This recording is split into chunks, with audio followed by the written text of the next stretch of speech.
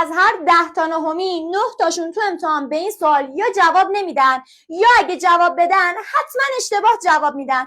ببین میگه اگر 20 زیر مجموعه آ باشه اون وقت جواب اینا چی میشه؟ واسه اینکه بتونی این سوالو حل کنی حتما نمودار ون بکش.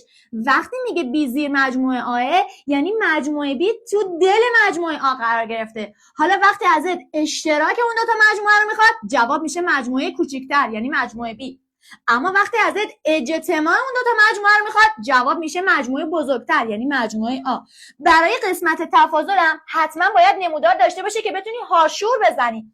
وقتی میگه آ منهای بی یعنی دنبال قسمت هایی میگردم که فقط مال مجموعه آ هست و هیچ عددی هیچ عضوی از مجموعه بی در اون وجود نداره، یعنی دقیقاً جواب من میشه قسمت هاشور خورده.